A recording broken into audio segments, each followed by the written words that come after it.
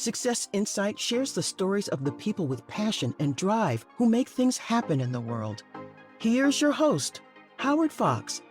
Hello, everyone, and welcome back to the author series on the Success Insight podcast.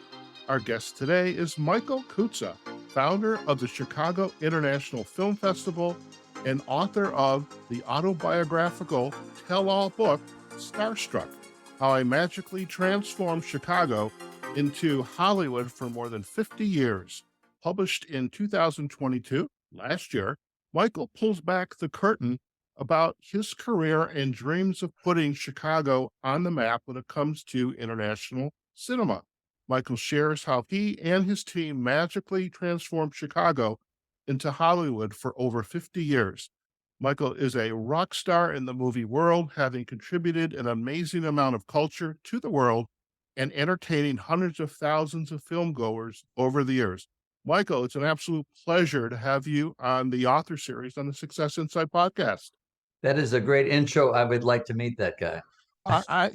He's a fascinating guy, and we're going to have a great episode here. And I have to say, I read Starstruck pretty darn quickly to get ready for this episode. I don't often read books, and I remember somebody had shared about Larry King and his interviews, and Larry King, I can't imitate Larry King, so I'm not going to try.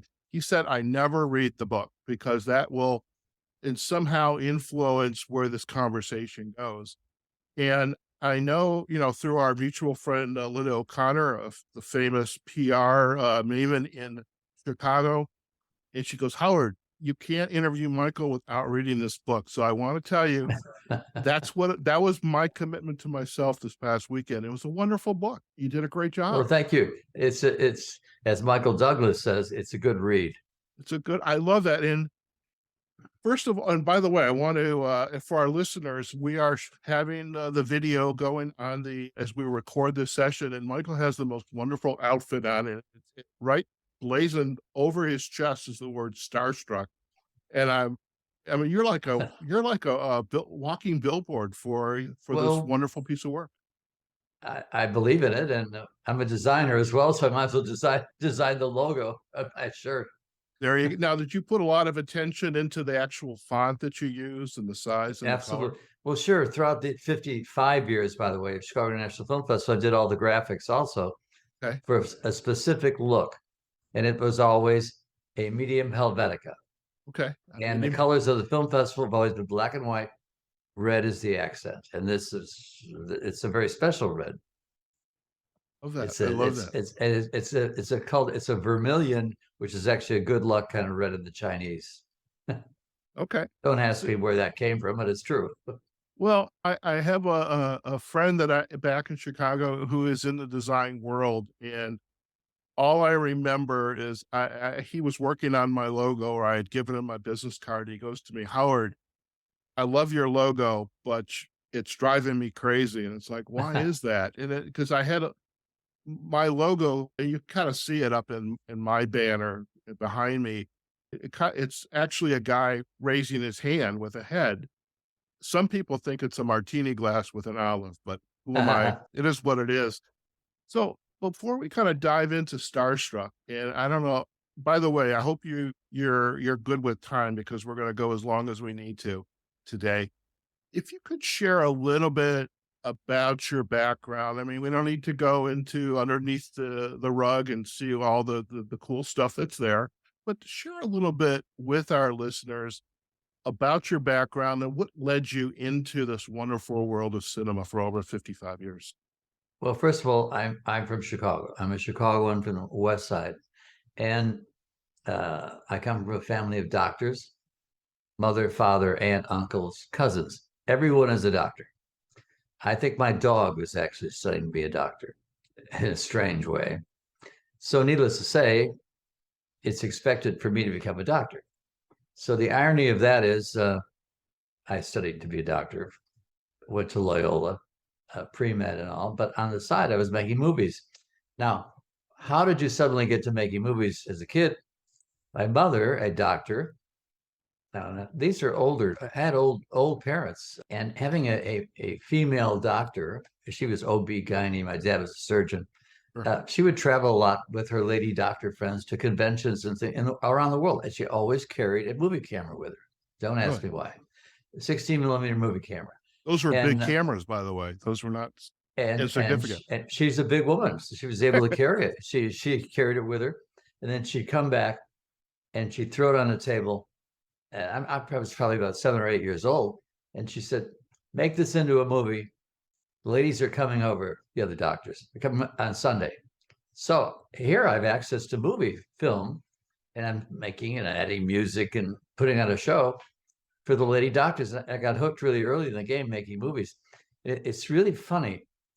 Have you seen the new Spielberg film, The Fableman? Because it's very similar to my early life. Okay. No, So I haven't seen it yet, but I am definitely I going to go out. highly recommend it. Is we go through a lot of the very same things together and indirectly. To get off another tangent, I was making the movies, and I was also trying to keep their marriage together. You you have two strong doctors, one in one hospital, one in another, and they're professional, and that's a whole other book now that I think of it. well, you got plenty of time for that. So another bestseller. So I was making movies at a young age, and I continued making movies. And high school, they wanted a promotional film to promote the school, so I said, "Okay, I'll make that," and I started doing all of that. Well, this wasn't amusing my father, a severe Polish surgeon at St. Mary's Hospital. And by the way, St. Mary's Hospital is where Robin Williams was born. Okay. And there's some trivia for you. Where it's in the book. Where was St. Mary's? St. Mary's still is. It's a hospital on the west side. Okay. It's actually it's in the Ukrainian village, which is okay, I know appropriate that. today. Yeah. Which is about division and Western. Okay. It still exists. It's a bigger, more modern place. Mhm. And throughout all of this, playing around with movies and all, my dad would help me give me the money to help start this film festival idea. And he said, "But remember, this is just a passing fancy, right? Because you're going to become a doctor." That's always in their head. And I said, "Absolutely, Dad." Uh-oh. I know, I lied. I killed my parents. I got away with murder. Oh my God. I broke their hearts. I'm curious now, when did it finally occur to mom and dad, the family, that Michael was not going into the family business of First, we're still making movies. We're still in school, and then college at Loyola with pre-med. But I also was still making real movies now, shorter films that I try to get them shown in theaters and things like that. So I started entering. I was about 19 or 20. I started entering my movies into foreign film festivals because short subjects, experimental. In Poland and in France and in Ireland, you name it. And then I get an award for a short film in France at a Cannes Film Festival for students. And that is what triggered things. Thinking there's a lot of stuff going out there in the world film-wise, and there's nothing in my city. There's nothing going on in Chicago. And I got some friends together. We started talking about the idea, maybe we should start a big film event or film festival and show other people's work from around the world or our own world, and my movies, of course, too. Of course. And that's how that all began. And I said, "Dad, would you help me make this happen? As long as you're going to become a doctor." I said, "Of course." Well, what a guy. Yeah, I know. So you asked, when did they realize I wasn't going to? Well, first, then we put on the first film festival. And if you read in the book, it explains all the people that helped me put the first thing together. It introduced me to the celebrity that make the book possible, Starstruck. When did they realize? The first festival took place, they came to it, they saw, okay. Then the second festival happened, and they started realizing this thing was getting big. And they didn't discuss the doctor thing again. because suddenly the festival took off, maybe the third, fourth year. And I guess they were indirectly proud of it, but we never discussed it because they were workaholics. In fact, we never really discussed anything. We saw each other once a week, my folks. Really. And I know that sounds strange, but it was the way it was. and I can imagine being in the professions they were in. I suspect it's no different today. It's a full on commitment to be a medical professional, surgeon, Absolutely. obstetrics, There's no gynecology. question. I learned total dedication Mhm. through them. Their dedication to their patients. And remember, this is a long time ago. We're talking about the 60s. Right. They even made house calls in those days Oh, yeah. without the fear of being murdered. Right. My mother would go deliver babies, OB-GYN, and dad would do surgery every morning at the hospital.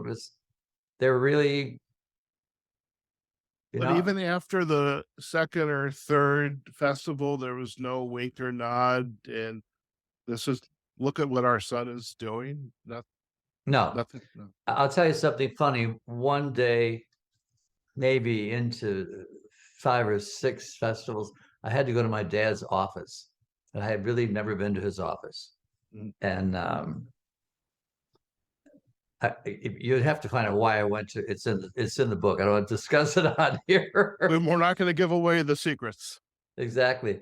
So I go into his office, and all over the walls, this is really true, are all these film clippings, newspaper clippings, and magazine pictures, everything, all about the success of the festival and me. And I didn't say a word. I was blown away. I was really touched that even though he never said a word, here's this whole wall of him being proud of the festival. Wow. That was really special.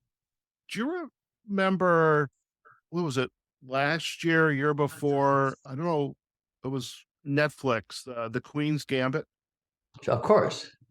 And that scene when she goes back to the school and down in the basement where the custodian is. Exactly. He had passed away, and she sees all those clippings on the wall. And maybe, your parents' generation, I know mine, didn't always know how to communicate love and affection. These are old folks. I was young. I don't know how it came along in this deal. I'm sure I was adopted and I had nothing to do with them. Except then I actually found the papers and the birth certificate and all. And I guess I was their kid. Okay.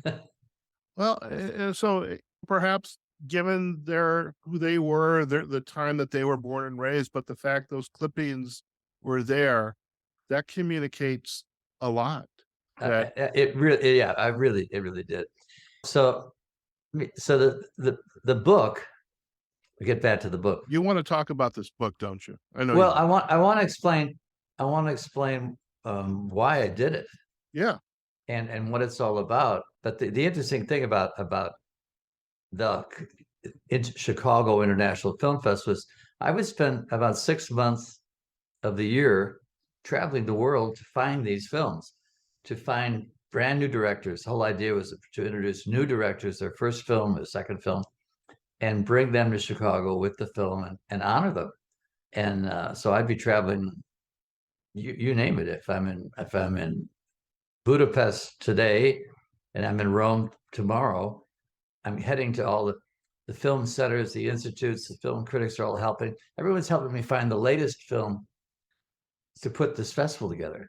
And once I got the festival together, comes the next ingredient. The film directors and stars come to Chicago with their film. Mm-hmm. And then my staff will program put the show together. And then I'm faced with the job of taking care of the directors and the talent, which I hadn't even anticipated because I'm basically a shy kind of guy. Okay. And now I'm faced with these people and all of their quirks, mm-hmm. and all of their needs. And that's sort of where the book comes in. It's behind the scenes of what really goes on. I like how you just described that, quirks and needs, because that was, as I'm reading the book and I'm hearing the stories, and there was a couple sections, chapters, paragraphs where you're talking about this particular star, the director or the talent, and they say, Michael, can you get me this? And some of those requests were pretty outlandish. And Well, I don't know. I guess as shy as I am, people trust me. yeah, They foolishly trust me, and I'm pleased that they're in Chicago. And all right, so you have a famous name, but you're just a regular. You're a regular guy, and you said, okay, blah blah blah blah blah. I want marijuana. I want to get laid. I want to get this, and they come to me, and like I have the answer for all this kind of stuff. wow. And it is funny when you have Angela Lansbury say, "I'd like to get laid today," That was and you know, actually, that's, by the way, that's the one. There's a I couple, mean, but there's that's stuff one of like them. that. There's stuff like that, and I'm thinking, I don't want to hear that from you. But then again, I just bite my tongue. I said, "Well, I'll give some thought to that," but Let me see what I it's can it's do. it's really funny. Shelley Winters was a sexaholic. I didn't know, and we're having a great time with so many funny stories. But she also was looking for action. Yeah. How was Chicago prepared to have this kind of festival in its city? They weren't the least bit interested because from the very beginning. Because here I'm showing you brand new films from these countries they've never heard of or never seen on the screen. So let's go back to the 60s. So in Chicago, all we had were like three little art houses, Mhm. and they would show the same film for maybe a year. They were afraid. They you know this very conservative. The one theater would show a Ingmar Bergman film for 6 months. The other theater would show a Truffaut or Fellini film for a year. So that's it. So I'm looking at this situation. So there's nothing going on in this town. And I look at the New York Times. There are 25 theaters out there, and Chicago is missing the world. They're missing the whole game. And here I've been traveling to these countries, and I know what's out there. So I'm bringing it in, putting it on the screen, and I can't tempt at the beginning. I can't tempt the audiences to come see a subtitled movie Mhm. from Czechoslovakia. Right. So what became clear to me was I needed a hook. Mhm. And the hook, or even at the very first film festival, I had stars. If they wanted to come to Chicago, I had Betty Davis. I had this King Vidor, who's a famous director of silent film and then sound, and Right. Stanley Kramer, who was quite current at that time, American director. A really good film. So they're there at the first film festival, and they started to bring the audiences in. So the idea became very clear. If I could get a film or a person that made you come to the place, maybe you'd come back tomorrow or later today and see this Japanese film. Mhm. And that's how it sort of developed. And then next year I'd make sure there's a Hollywood movie to open the festival. Then I got you. And then you're going to come see the new film from the Philippines. Okay. That's how I sort of tricked you in Chicago to come see these new films. And these new films, Martin Scorsese started here. His first film. No one ever heard Martin Scorsese.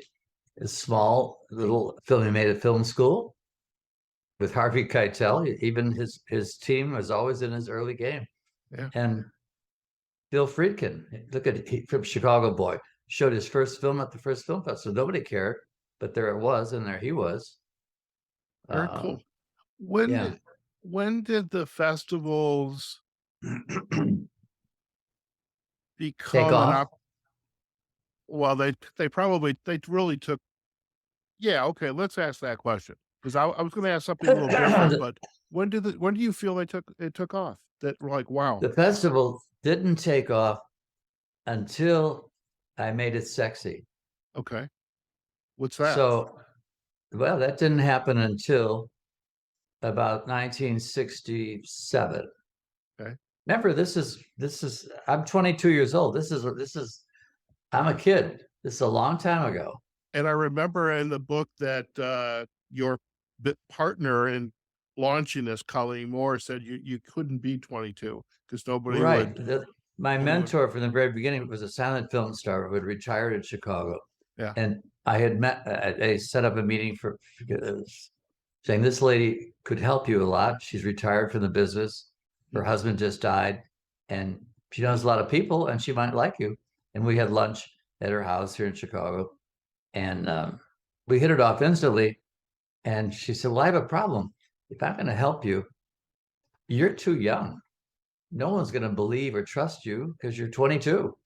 Okay. And she said, "From this moment on, you're going to be 27."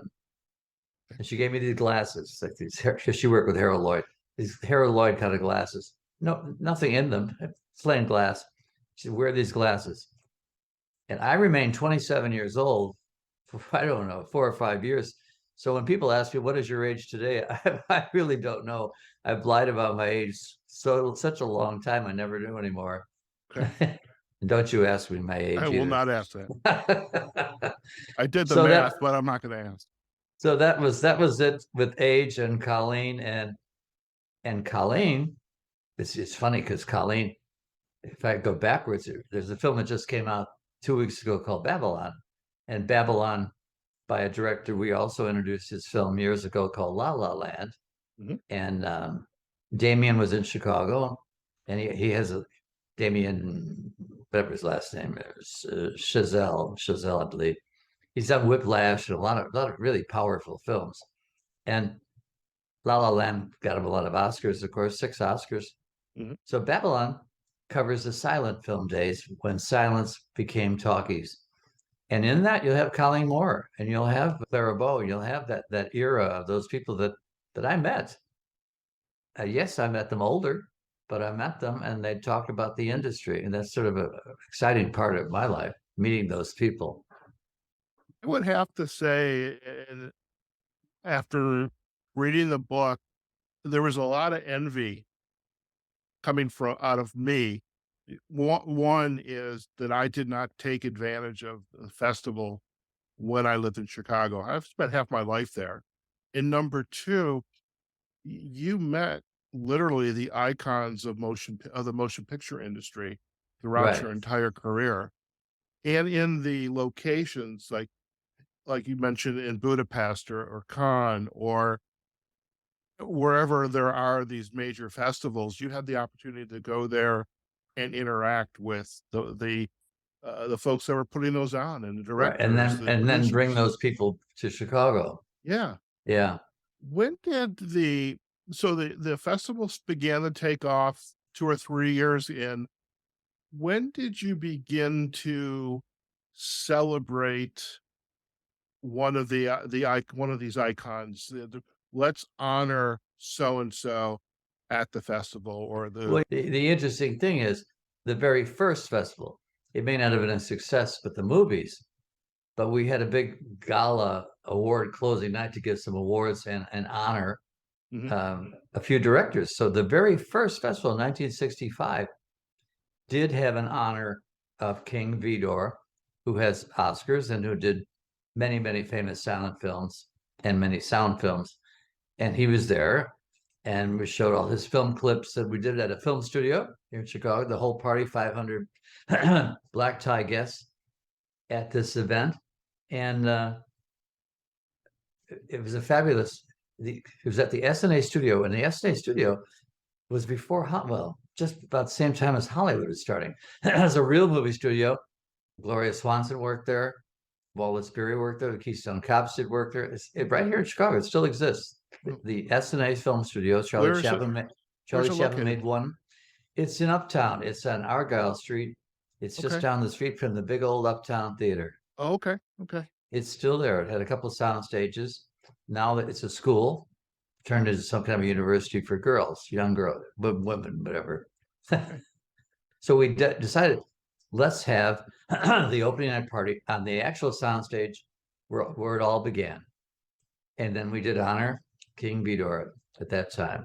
Colleen was the chair of the festival.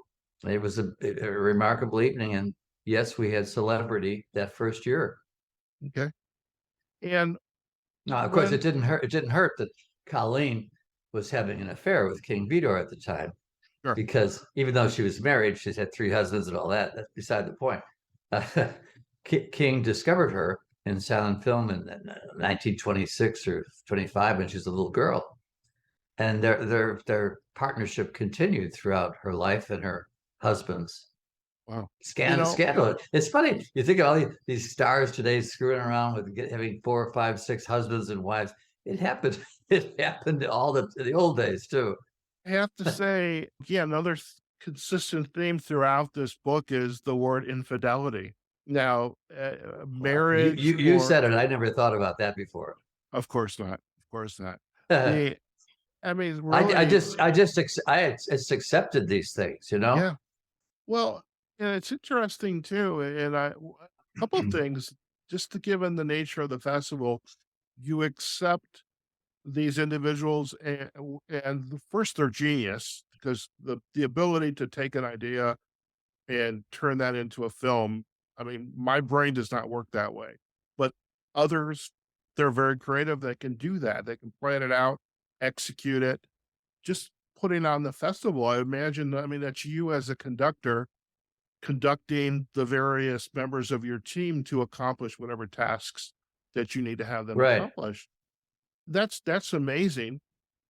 You put So together a wonderful group of volunteers. Yeah. Nobody got paid in the early years, and interns and assistants and no salaries, but they believed in what I was selling them.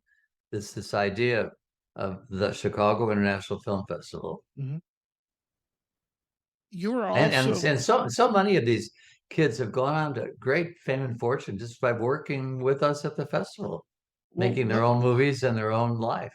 well, let's do a little bit of a tangent. I mean, over 55 years, give a lot of names, but for our listeners, who are some of the individuals that have started as that volunteer and went on to really make a name for themselves? Well, the names may not mean anything to you when you think about it. Like Mark Romanek worked in our mailroom for a while. Mark Romanek, it's not a name you think about right now, but Mark did a couple of good films. One with Robin Williams called 1 Hour Movie, but one very strong film of a strange little man, Robin Williams, a spooky actually film. And he works, let's say, at Walgreens, and he's the one that processes your movies. I remember that. The scary movie. Oh, yeah. And he processes the movies, and he starts looking at these people's movies, and he starts learning about them. And then he becomes obsessed and wanting to meet them, even though he knows them, and he gives them their films, and it becomes part of their life. And it's a very scary idea.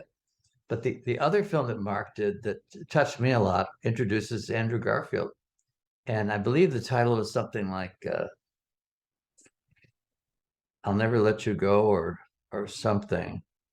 Never Let Me Go. So I remember the title exactly. But it's about Charlotte Rampling runs a school for children, young people. Andrew Garfield's a young boy. I forget the young girl. And it's a school in isolated countryside. And you don't really know the premise of the film. It's called Never Let Me. I think it is Never Let Me Go.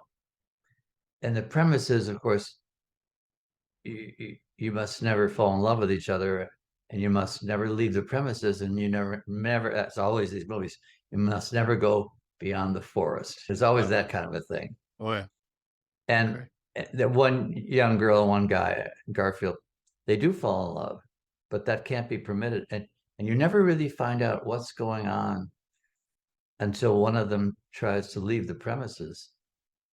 But what they're really doing in this school, I shouldn't give it away, but what they're really doing is these children are being raised to harvest their organs. Yeah. Did you ever see Coma with Michael Douglas? Oh, yeah. Same idea, except this is a school of innocent children that have no idea coma at the hospital. You never knew. Okay. So Mark worked at the festival.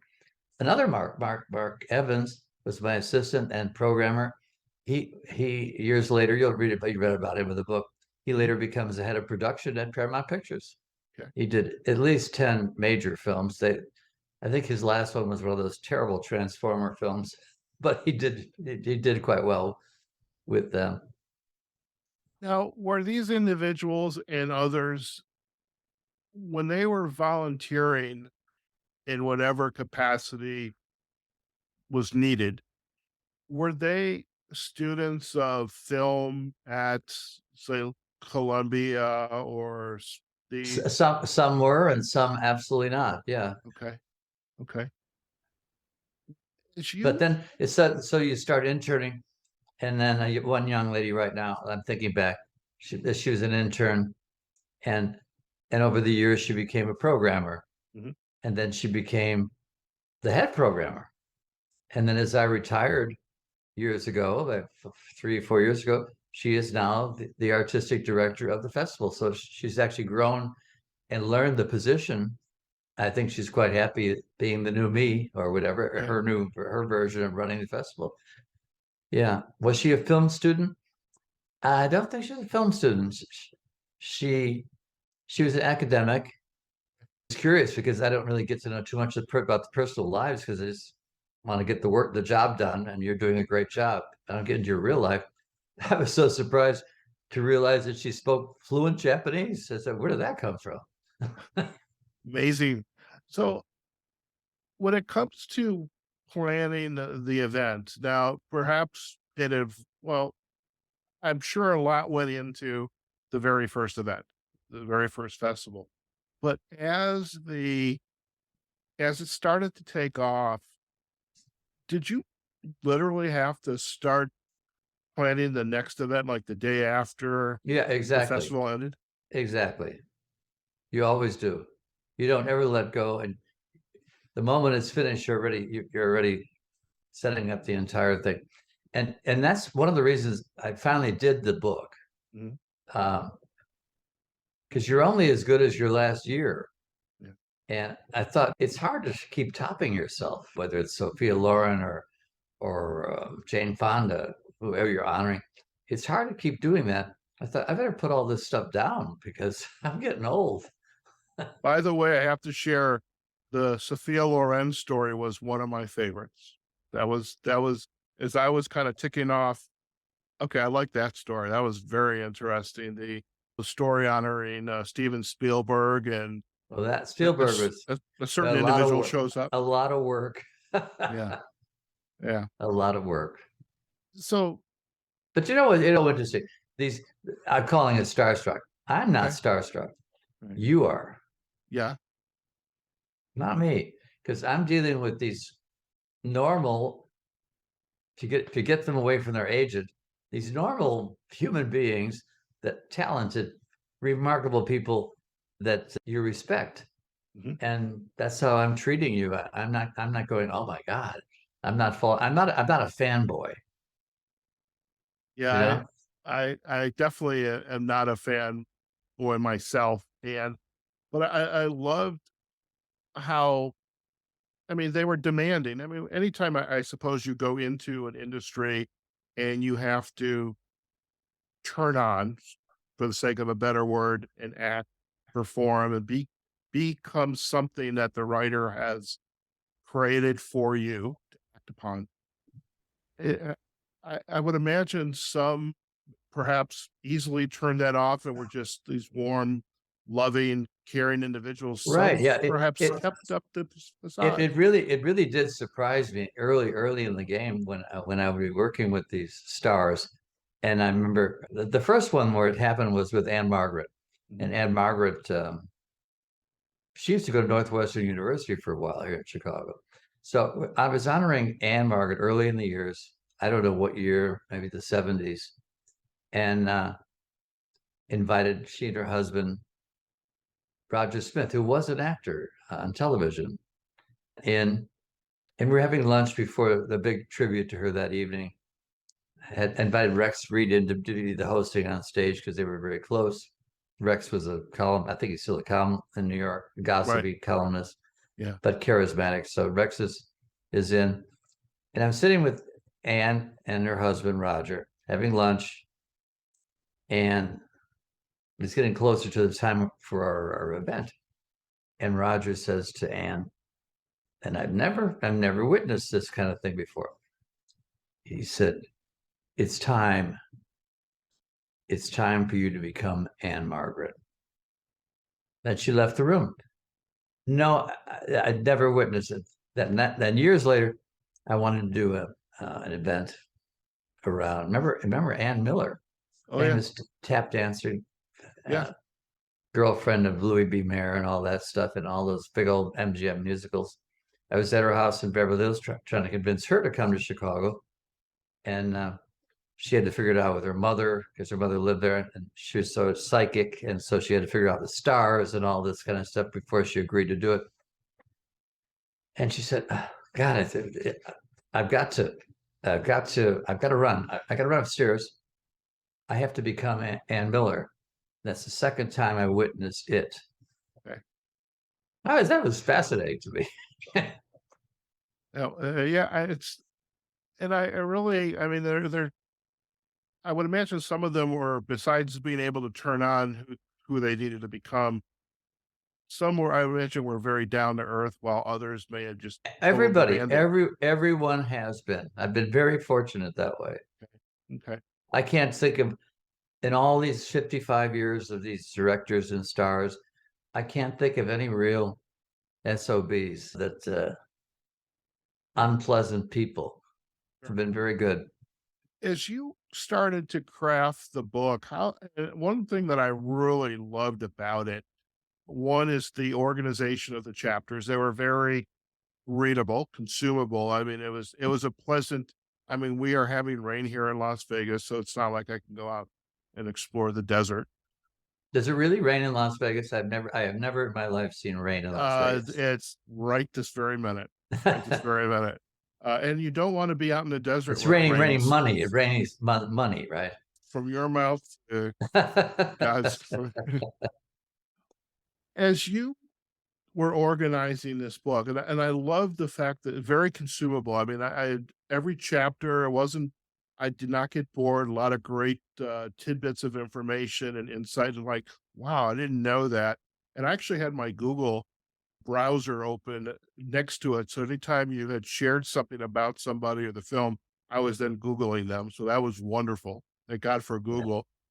I loved how you organized it, but if you could share a little bit, tell us about the chapters and the titles of the book. Well, keep in mind, I've never written a book, but as you figured out, I have a short attention span, or I do 5 things at once. Okay. So I made the chapters movie titles.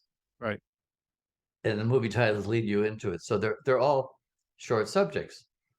So the movie title may be A Star is Born. And all of the stories in Star is Born are short subjects or thoughts, or Stardust Memories, or a thing called The Film Critic. They're all film titles that lead you into short stories. I think that All the Good Men, is that one of them, or the ladies in the chorus. So it's a series on ladies, etc., etc. Because there's short thoughts that came to. Thank God I can still remember these things. I never took notes. It's just suddenly at 3 a.m. suddenly I said, "Oh God, I forgot about that." And then you write it down. You got to have a notepad by you, and the photos. No, and it's in another room. And I'd wake up at 3 o'clock in the morning. I go write all this stuff down and go back to bed. It's so amusing. The next day I thought, "Gee, where did that come from? That's a great idea." Have you done that? Okay. I have a notepad. And sometimes I'll wake up and I'll just take a quick note, because if I don't, it's lost until. I laugh sometimes. I forget about Charlton Heston, who was really easygoing, very tall man. Yeah.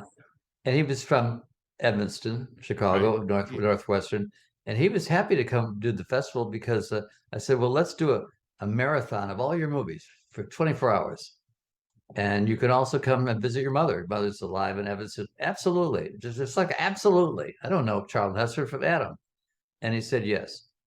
And he was such a cool guy and so helpful about everything.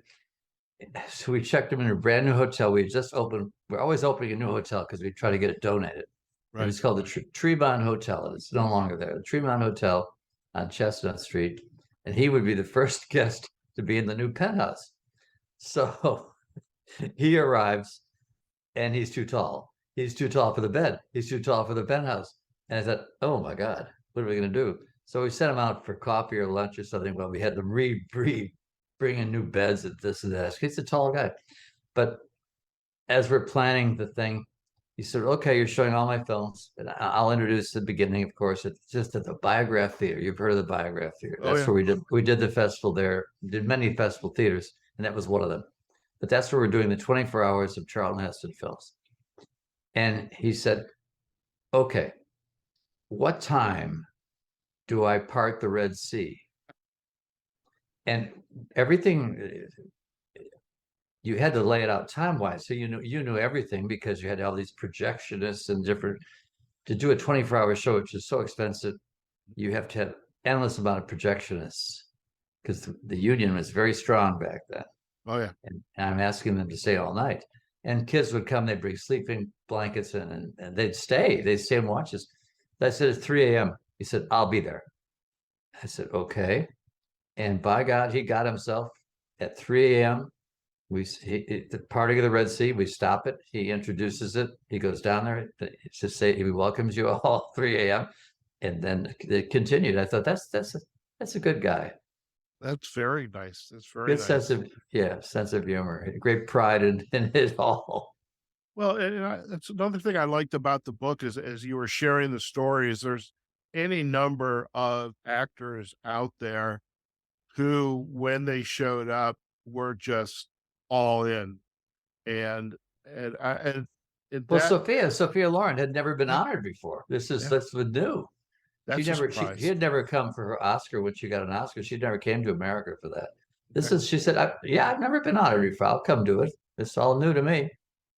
That is one that I wish I'm sure I know I was alive. I don't know how old I was, but that is one I would have paid big bucks to be there because she's amazing. She was amazing. Even today, she is quite remarkable. I looked at 9 the other day. Did you ever like 9? It was 8.5. It's a new version of 8.5 done by an American director. It's a musical. The Broadway show called 9. Okay. Rob Marshall, who directed Chicago, the musical Chicago. Okay. He did a film, Daniel Day-Lewis. Not a great success, but I loved it. And Sophia is in it. And it's all shot in Rome. And she's remarkably good in it. I would love to see that. Check it out. 9, the number 9. Okay. When you were traveling overseas, and the one that comes to mind is Cannes, just as a young kid, I mean, Did you go over there to accept the award? And I know you've been there many times since. But what is it like to be there during this very famous festival and taking it all in? Well, in Venice, I got an award in Venice for bringing American independent cinema for the first time to the Venice Festival. I don't know. It didn't faze me. It was. I didn't even know it was going to happen. The director of the festival said, by the way, this evening we're giving you the Silver Lion for the festival for all the work you've done on independent cinema in America. And I said, okay. I don't know. Okay. As you kind of look back on your career and illustrious, I mean, you have had center stage, so to speak, to some of the most important films and actors, directors, producers that, have graced the screen, so to speak. As you look back, did you have any aha moments? It's like, wow, I get to do this. I can't believe I have spent my career. I could have been a doctor, but I get to do this. I would have been a great doctor. They used to tell me, they say, you've got great bedside manner. And I thought, that I got. Okay. But do I have the discipline to study all of that? No. But I'm definitely a doctor today, solving people's problems. And I got my degrees finally in psychology and Okay. biology and graphic design and things. Your question was? Did you any aha moments where you kind of look back and you go, wow? Every one of these events with the superstars, when they were completed, was just a relief that they were completed. And it would only dawn on me a couple days later that we have just done something big. Yeah. Now you have to get through it. You have to get through it because these are also complicated, and with the staff and all. I think I burned out the staff more than I ever burned myself out. I did have this perception that while there was a lot of work and there was fun and you get to see a lot of amazing things, you definitely had people's feet to the fire. And people throw around this word, I'm a perfectionist. And I personally don't believe in perfection. We can work towards obtaining it, okay, but we're never going to get there. And that's what drives people. Did you think of yourself as a perfectionist? Yes, absolutely. I still do. In the early years, a lot of directors, really foreign directors, really didn't like me because I didn't go to the theaters to kowtow to them. I was always back in the office trying to make sure everything was going to be okay, and I'd be behind my desk rather than at the theater. And I remember Mike Lee, a British director, said, "Yeah, I've got my first award in Chicago, but I hate that guy. I never met him. I never left the office." And years later, I would run into him in England. He said, I don't like you. I said, "Wait a minute, Mike. I gave you your first award. You've been there many times." "Oh, yeah, I finally got to know you." But I said, "Yes, I'm shy, and I got to finish work. I got to get this thing done for tomorrow." Okay. Here in Yes, I am still a perfectionist. Fair enough. As an entrepreneur, this is an entrepreneurial effort over these years, and today there are a lot of festivals throughout the world, even here in the U.S. I mean, we There's probably one every 10 minutes. every 10 minutes. Does that Does that excite you, or does that give you? How do you think that translates into love and appreciation of film and cinema? Is it? And what does that feel like to you? There's a seminar coming up in Rotterdam this week in the Netherlands, and they asked for my opinion on what is the future of film festivals. Mhm. And I sent them a whole list of what I thought. Because think about it today, why should I go out? Why should I leave my sofa when I can see Netflix and HBO? I can see the world for free, for free at home. And yeah, we've all become quite lazy because we're not going to go to the AMC or the Regal or whatever. We're going to stay home and watch it on TV. They put so much great product in our face. It's Mhm. hard to get you back to the theater. So the one niche is the International Film Festival because you can't get it anywhere else. I think it will always exist as a special niche as long as it's programmed well and publicized well, and with something that you can't get anywhere else. Okay. And I don't like it when festivals stream the same films because then you're never going to get up and go. To me, that I've got to see the movie on the big screen. I just got to see Avatar up there. I got to see the big stuff. I got to see Elvis. Elvis is remarkable on the big screen. Oh yeah. When You're getting back people, but I'm sitting there. That's 7 people. That's it. What is that? you go to the theater, where do you sit? I, you won't believe this. I have always sat in the third row on the aisle, Okay. and you ask why? Because the screen is so big and it envelops me, and no one's around you, and it's your movie, and it's you. And I even did it with Avatar, and Avatar 3D and IMAX. It's Okay. incredible, even in the third row. I want to thank you for joining me on the podcast today. And for one of the reasons I want to thank you is now besides this interest in seeing some of these movies, Babylon, Avatar, is I need to get out of the house and go sit in the theater. So you have given me a reason to go and do that because I last time I went to the theater, I think I had a date. I mean, though at my age, they happen fairly infrequently. Okay. But I had a date and I can't remember. I don't know if she liked it or I liked it, but now I'm going to go to the theater and I'm not even going to care if I'm by myself. I'm going to go and enjoy it. So I do want to. I've always got alone, and people think it's so weird going to see a movie alone, but I wanna just wrap myself into it. Okay. Uh, Very, but yeah. to get people back away from the Netflix is not easy. No, it was so convenient, and obviously COVID helped us along there. I Of do have a course. question, by the way. You talked, a little bit about you're wearing the sweatshirt Starstruck and the color, and you have this wonderful wall behind you, which is the same color. Ah, There's a couple photos back there. What no, is behind there's you? one picture back there. Okay, it's So one. Okay, now, if you read the chapter in the book when we had the world premiere of One Flew Over the Cuckoo's Nest, okay, the Milos Forman film with Jack Nicholson and all, right, it was in that theater, and that was a great old movie palace that held 3,300 people. okay, And that is the actual night of the of it. The place has been torn down since, but we had the world premiere. Michael Douglas produced it. Milos Forman's the director. Jack Nicholson is the star. Louise Fletcher and all this crowd. They're all there, and the theater held, as I say, 3,300. We had 3,400 there. Yeah, right.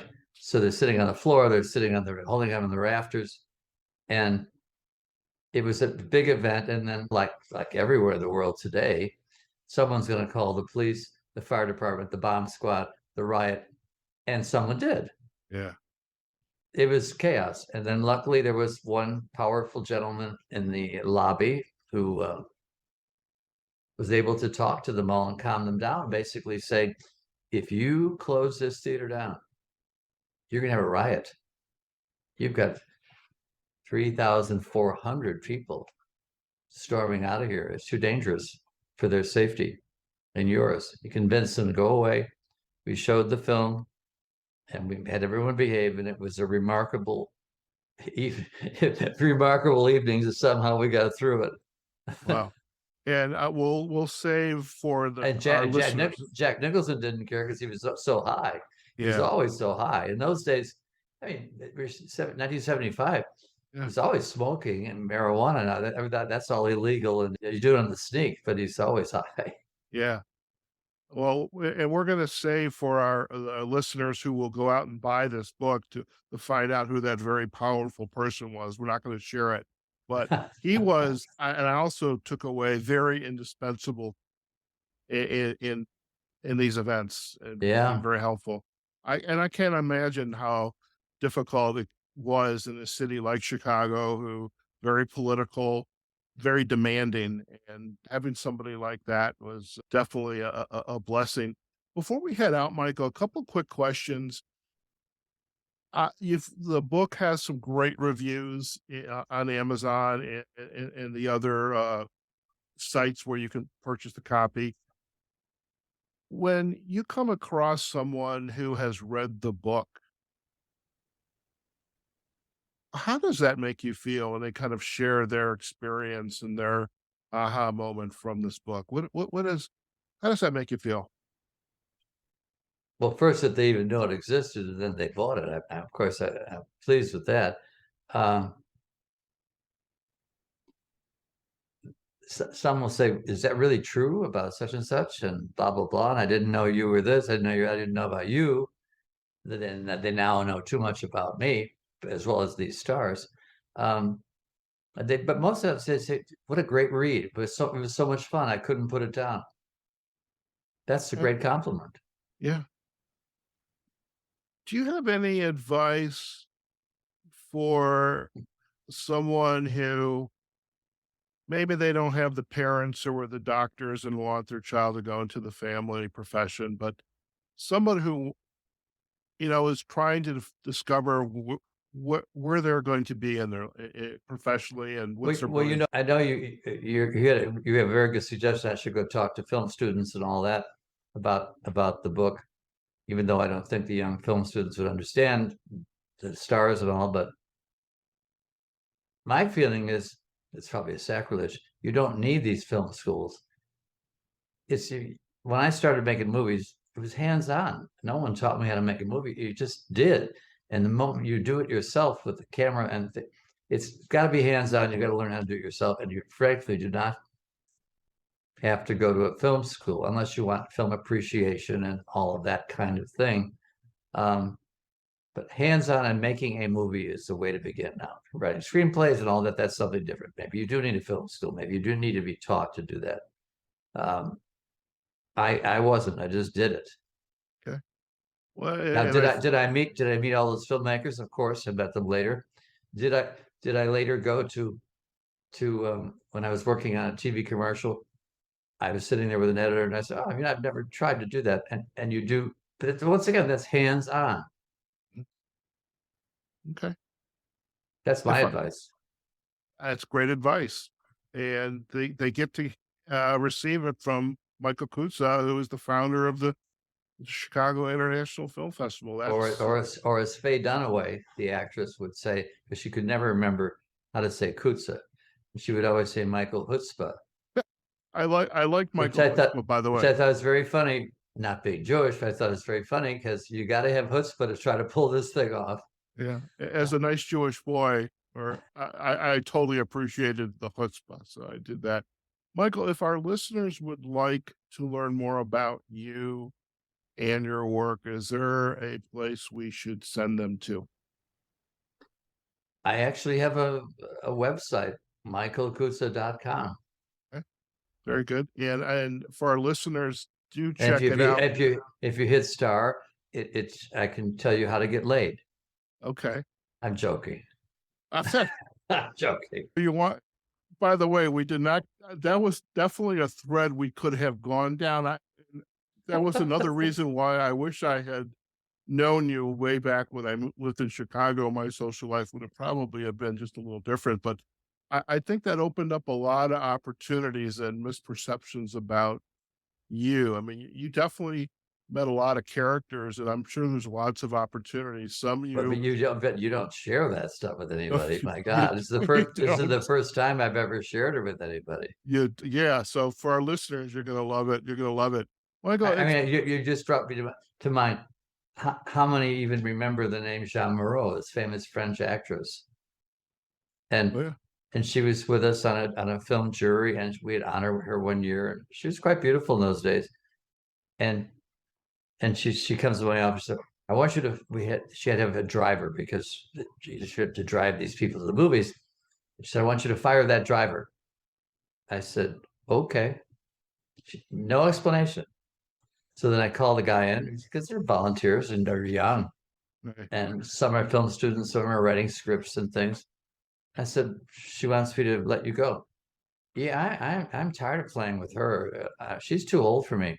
I said, "What are you talking about?" "Oh yeah, we're sort of involved." I said, "I don't want to know that. You're not supposed to get in. You're not supposed to get involved with our guests." Well, she wanted to party. Oh my! And I don't want to keep doing that. Give her a different driver. I don't want to know these stories. I learned them later. Oh, they're wonderful stories. They're truly wonderful. I know our listeners are going to enjoy not only this episode of the author series on Success Insight, but enjoy this wonderful book. And we're going to provide backlinks to your website and to the book pages. And we do need to chat about, I think my feeling is, I don't care if you are a student today, I think we can appreciate history, and really these names brought back lots of memories for me. And also there's some memory of being in Chicago when this festival was taking place. And I'm sorry now that I did not take full advantage of it. And so if you're in Chicago, you need to go there for the International Film Festival. It's just a wonderful event. And that's terrific. Thank you for those kind remarks. Michael, it's been a pleasure. And any final thoughts before we head out today? Amazon.com. Amazon. Let's go sell some books. Let's The go only sell some. way, there are no bookstores anymore. I've learned No. that. Yeah. No, But yeah, book. There's Amazons and Barnes and Noble, and you Barnes have and Noble. Right, right. you have the local Rotary clubs, and But Yeah. I mean, I tell you, this forget the age wise, but I mean, I knew a lot of these names, and just now I have a list of movies I want to go watch, and I'm sure folks that are listening to this movie are gonna be excited about it. And we wish you nothing but the best, and congratulations on Starstruck. It's been a Thank pleasure you. to Thank have you you. very much. All right, listen, stay on the line. We're gonna do a quick Right. close, and you and I can have a final chat. Okay. Okay. All right. All right, folks. Well, first thing, go out on your browser of choice, type in Amazon or Barnes and Noble and search for Starstruck: How I Magically Transformed Chicago into Hollywood for More Than 50 Years.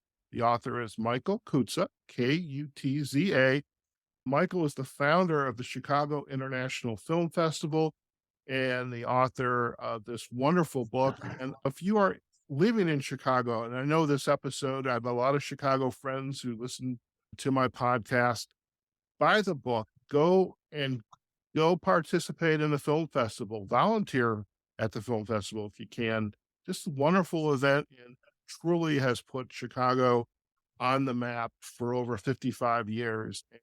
Just a wonderful, wonderful event. And I'm so fortunate. I want to thank my good friend Linda O'Connor, who's a PR extraordinaire, and she is the one who introduced me to Michael, and so happy to have had him on today's episode.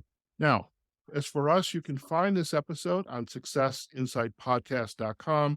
We are also on Facebook and on LinkedIn on our Success Insight podcast pages. We're going to have this podcast, the video portion of it, up on YouTube. We may break it up into a couple of segments, but it's definitely going to be out there as well. And of course, you can find us on all of the podcast directories. And we would love to get your comments, what you thought of this episode. If you've read the book, let us know what you think. Do go out to Michael's website, michaelkutza.com. We're going to provide the backlinks to it, and we'll also have the backlinks to the book sites as well, so you can pick up your copy of Starstruck. Okay, folks, wherever you are, whatever you're doing, go out there, have a phenomenal day, and we will see you on a future episode of the author series on the Success Insight podcast. Take care now. Success Insight is a production of Fox Coaching and First Story Strategies. Find us online, successinsightpodcast.com.